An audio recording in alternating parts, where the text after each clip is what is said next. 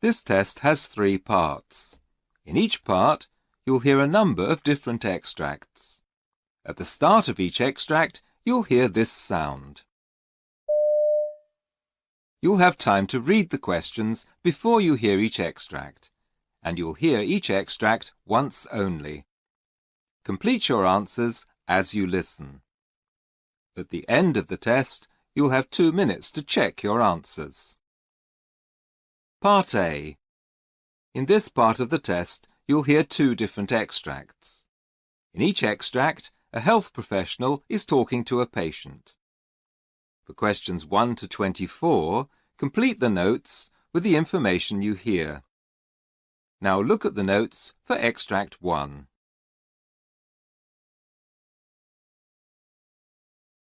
Extract 1, questions 1 to 12.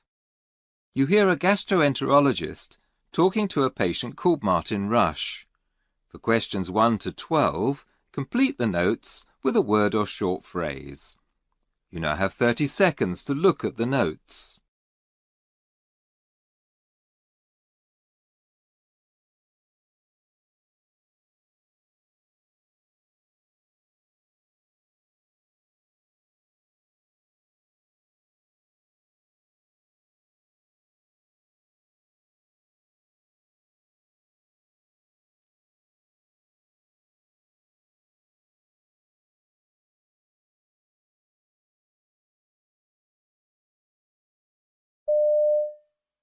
So, Martin, you've been referred to me by your GP, and I've got your notes here. But first of all, perhaps you could tell me in your own words what's brought you here today. Well, it's a combination of things, really. I suspect they're all related. I've been getting really bad heartburn. It's quite extreme and always worse after I've eaten.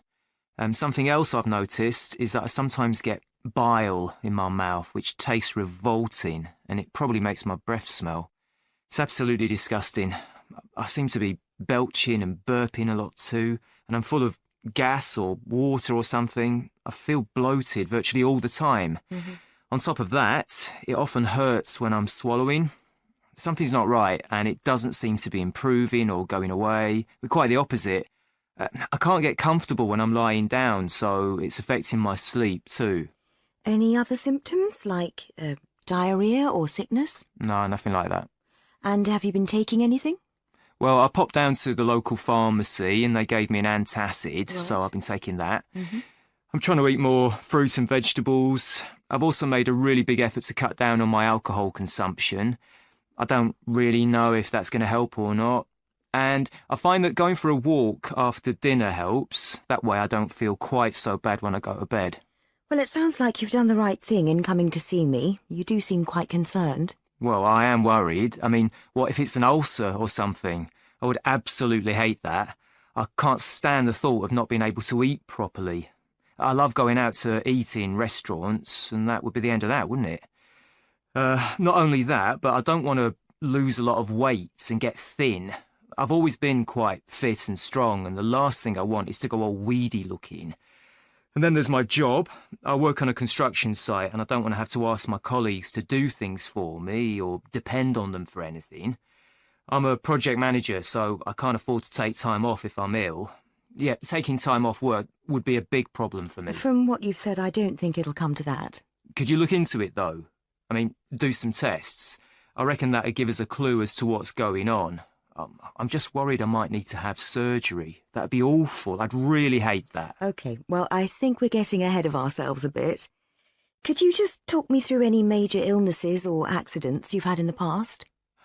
Well, there's not much to report. When I was small, I had whooping cough. Then I went travelling around Central Asia 4 years ago and managed to get a bug, some food poisoning thing. And the only other thing was last year I was helping my friend move house. I slipped a disc. I felt my back go when we were picking up a heavy sofa. Right. And one last question before I take a look at you about medication. Where are you with that? Well, I'm still on the blood pressure tablets my GP gave me 3 years ago, the Ramipril. That's the only medicine that I'm actually prescribed. Otherwise, I do tend to take a fair amount of ibuprofen because of the work I do. I get a very sore knee because I'm often working on all fours on pretty hard surfaces. That's about it as far as medication's concerned, though. OK. Well, thank you for all that background. That's really useful. What we need to do now is...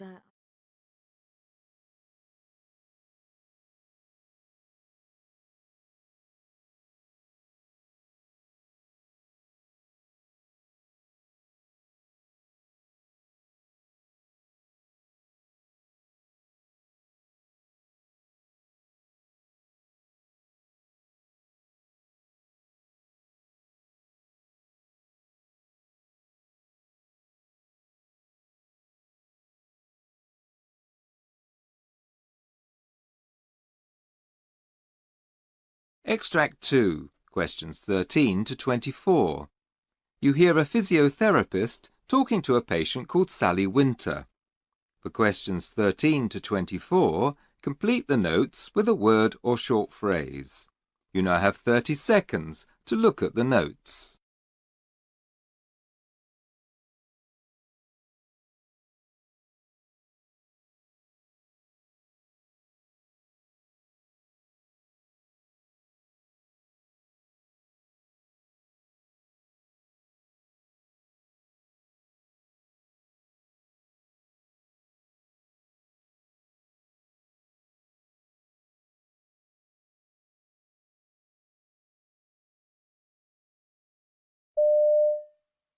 So, Sally, you've been referred to me by your GP, and I've got your notes here. First of all, though, I'd like to hear from you what's brought you here today. Could you tell me how your problems began, what treatments you've had, and anything else you think I may need to know? Well, it all started about 5 years ago. I began to notice a pain in my arm, and it's gradually got worse. Okay. It's a horrible type of pain, a sort of tingling like pins and needles going all the way down my right forearm from the elbow. It's the inside part that's particularly bad, and it occasionally affects my little finger too. Anyway, I've had to come and see you because it's got to the point where I can't work. I cycle for a living. I'm a delivery cyclist, and last weekend I noticed I was finding it hard to use the brakes, and when I turn corners, it's agony. I just can't seem to grip things properly. It's having quite a big impact on my life. I mean, all of the hundreds of little jobs I do every day that I never used to think about now seem almost impossible. This morning I had to ask my son to tie my shoelaces for me. My wrist feels so weak. It's ruining everything. I see. So what have you been doing to manage the pain? Well, I went to see my GP. It must have been about a year ago now. He suggested using ice packs and to rest the arm, so that's what I did. And it did work up to a point, but it's gone beyond that now. So then this friend of mine said I should try CBD oil, as it's supposed to be amazing for that kind of pain. And it is the best thing I've found so far. Okay.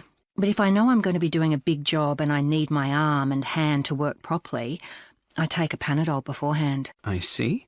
Now, it says here on your notes that you went to see a chiropractor too. How did that go? Well, I only went once because it's expensive. He gave me some funny exercises to do. I had to squeeze a tennis ball like this over and over. And the other thing he did was give me an elastic band and put it round my hand. Then I had to stretch it. Oh, and one more exercise where I had to lift a little weight up and down slowly. But it didn't help much, really. To be honest, I stuck to it for about a week, and when nothing happened, I gave up because it felt like a waste of time. I see. Is there anything else I need to know about? Any major illnesses or operations in the past? Well, I had appendicitis when I was a kid, and 2 years ago I went on a climbing holiday in Spain, and somehow I managed to pick up a shoulder injury there, but otherwise nothing major. I've had a few bouts of depression over the past 5 years or so, like when a long-term relationship came to an end, and then when my brother passed away. He had leukemia. But I managed to pull round okay, because I'm very fit. I don't know many other women of my age who are in such good shape. And of course, I'm not overweight either. No, you do look very well, Sally. What really worries me coming here is that it's all going to be a complete waste of time and totally ineffective. I mean, does physiotherapy even work? No offence, but I can't afford any more days off sick. If the problem's ongoing, like a long-term thing, then I'm going to be in trouble. What I really want is steroid injections. Well, a lot of people have doubts about physiotherapy, but I can assure you that it's an extremely powerful form of treatment, and you will see results if you commit to doing the exercises. Okay, but it'd be good if we could at least talk about some sort of surgery. My GP said I had to come and see you first. I don't think it'll even come to that. From what you've been saying, I'm confident that we'll be able to handle this with physiotherapy and over-the-counters.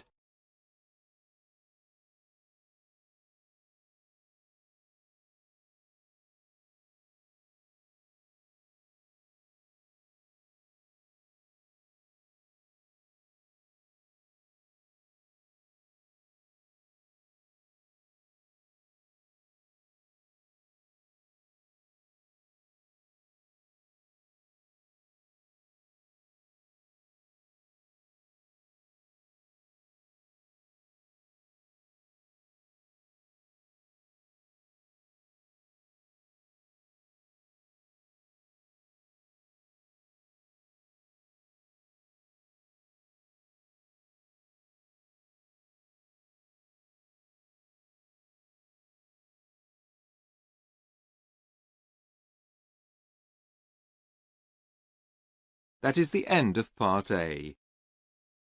Now look at Part B. Part B. In this part of the test, you'll hear 6 different extracts. In each extract, you'll hear people talking in a different healthcare setting. For questions 25 to 30, choose the answer A, B or C, which fits best according to what you hear. You'll have time to read each question before you listen.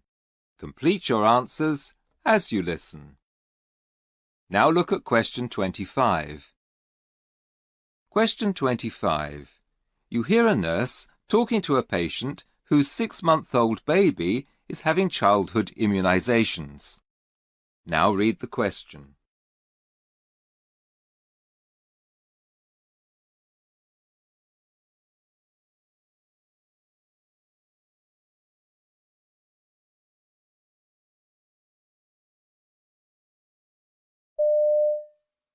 Thank you for bringing him today.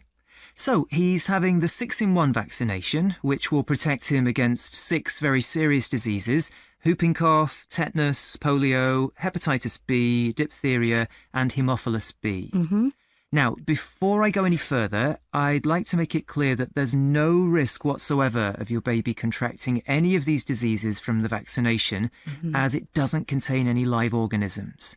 You may notice a few side effects, which could make him feel a bit irritable for a few days afterwards. There might be a slight red swelling or small bump at the injection site, and his temperature might be slightly higher than usual.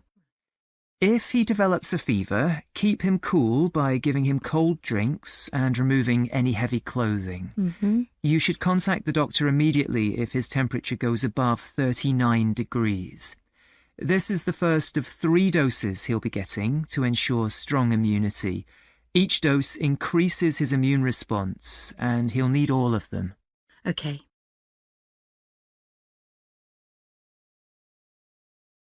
Question 26. You hear a pharmacist talking to a customer about an emergency contraceptive. Now read the question.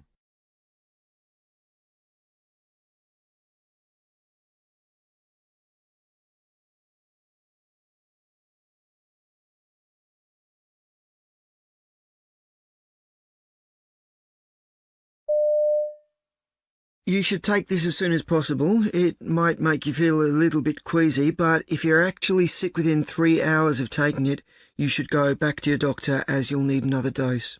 Oh, really? How likely is that? It doesn't usually take much to upset my stomach, and I'm about to start a long shift. There's no way my manager will let me off to see a doctor. Well, if you're really worried, I can give you something over the counter, but you might still feel nauseous, and it'll probably make you a bit drowsy. Oh, it doesn't matter. I'll just have a coffee and take it easy. I can't risk throwing up, though. I don't want to have to take more time off for another appointment. It's really inconvenient.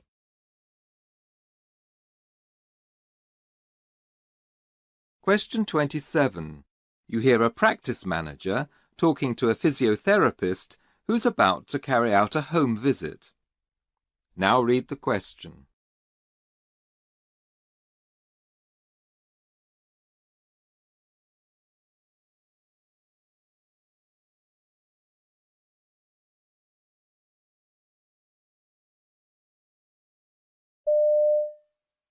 Mrs. Rumble hasn't come to any of her appointments so far, and we're not quite sure why. She needs acute therapy after her knee replacement, and we can't have her missing them. Anyway, we've agreed for her to have a few home visits first, and then, hopefully, after a while, she'll feel more positive about coming in. While you're there, maybe you can check her reasons for not wanting to come to the practice. Oh, and give her daughter a quick ring first to make sure they're both expecting you. There have been a lot of misunderstandings with these appointments. She also needs to sign these forms. If you could help her check the information's correct, I've already filled them out for her, but she needs to sign the bottom. When she's done them, can you bring them back here and give them to the receptionist?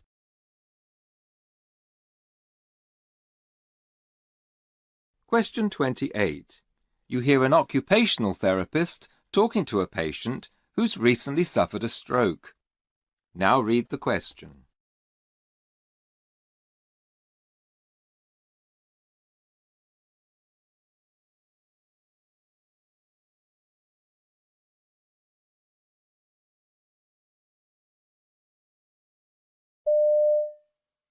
So today we're going to be looking at how to improve your upper arm strength, and I'm also going to show you some exercises which will help you increase the dexterity in your hands.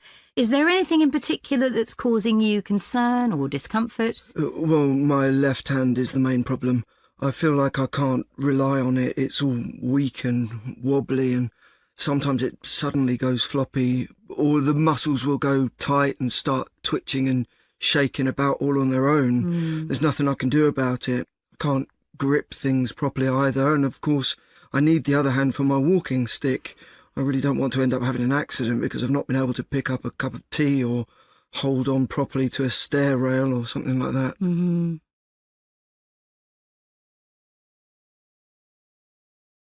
Question 29. You hear a GP talking to a patient at a community practice. Now read the question.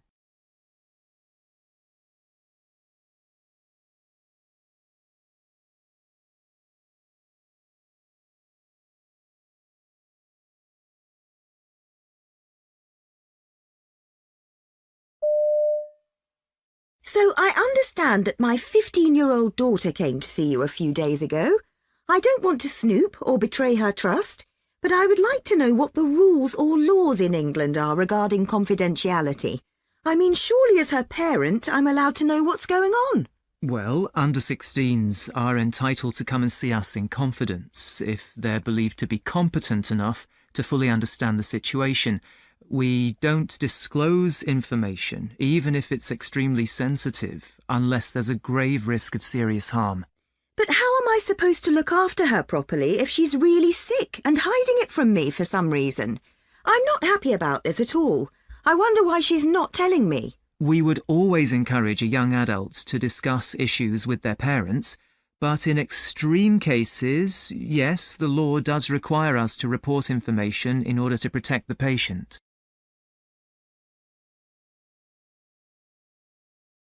Question 30. You hear a senior nurse talking to the staff at a care home about the use of hoists. Now read the question.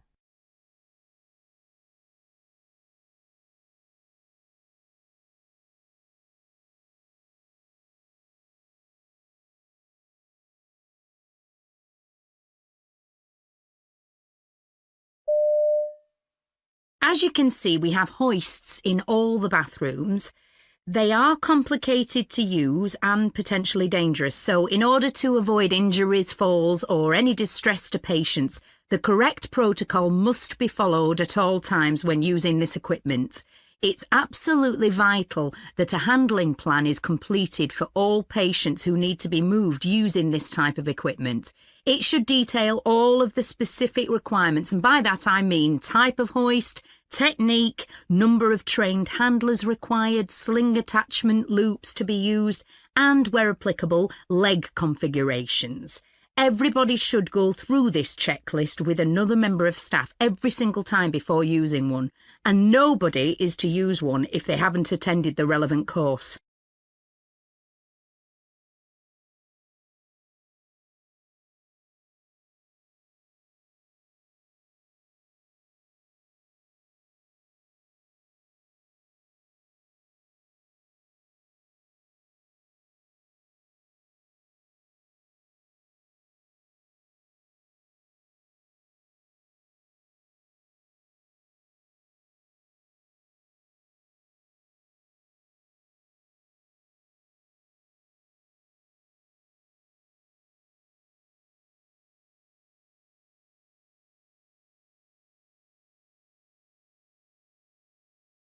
This is the end of Part B.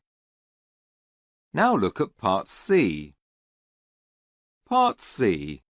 In this part of the test, you'll hear 2 different extracts. In each extract, you'll hear health professionals talking about aspects of their work. For questions 31 to 42, choose the answer A, B or C, which fits best according to what you hear. Complete your answers as you listen. Now look at Extract 1. Extract 1. Questions 31 to 36. You hear an interview with a bioengineer called Mark Kendall, who's developed a new method of administering vaccinations called a nanopatch. You now have 90 seconds to read questions 31 to 36.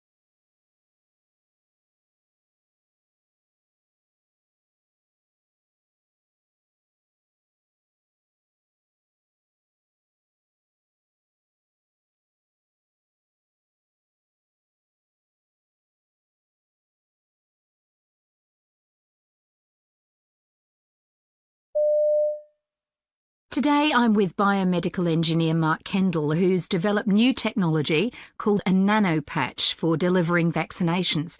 Mark, why is this new innovation necessary? The needle and syringe method is more than 160 years old. It has made a huge contribution to increasing life expectancy, but we can still do better.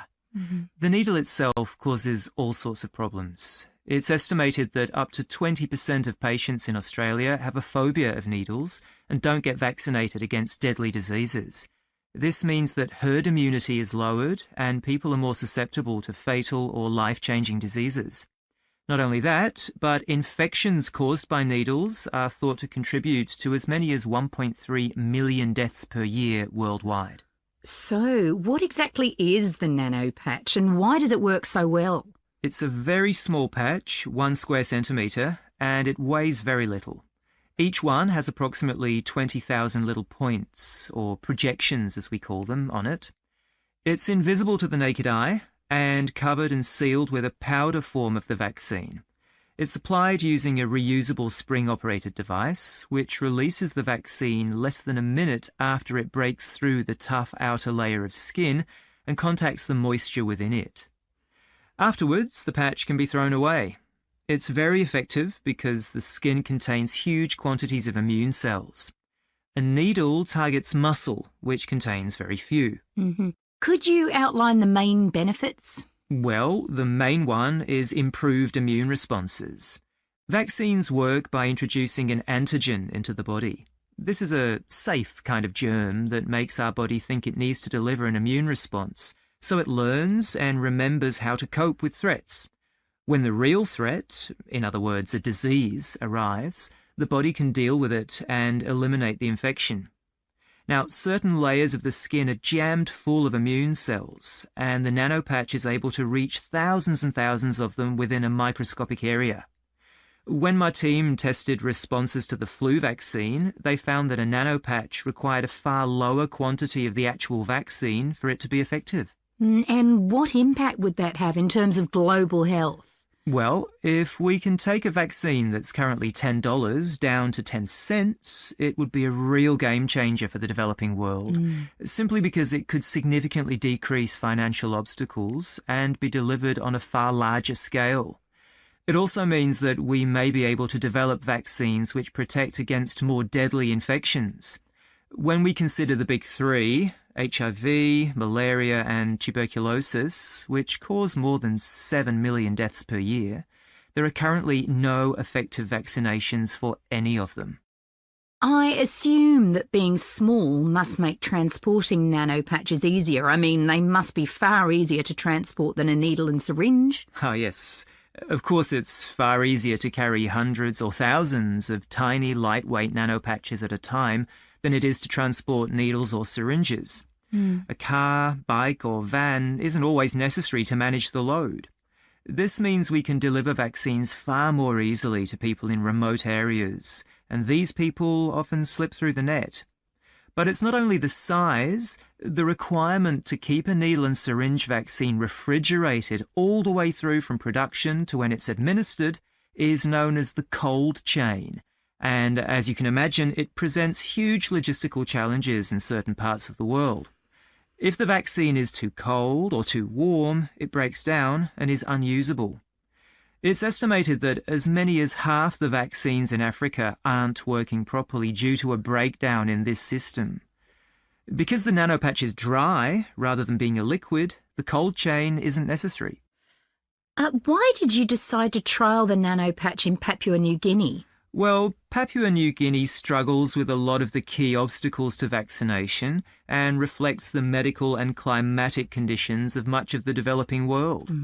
There's the logistics, for example. Papua New Guinea has only 800 suitable refrigerators, and many of these are old, in disrepair, or in the wrong locations. Not only that, but the country has unstable energy provision, which makes refrigeration even more difficult. But our main reason for trialling the nanopatch there was that the country has the highest incidence in the world of young women with the human papillomavirus, or HPV as it's known. This is one of the leading causes of cervical cancer, yet the vaccine is unavailable because it's too expensive.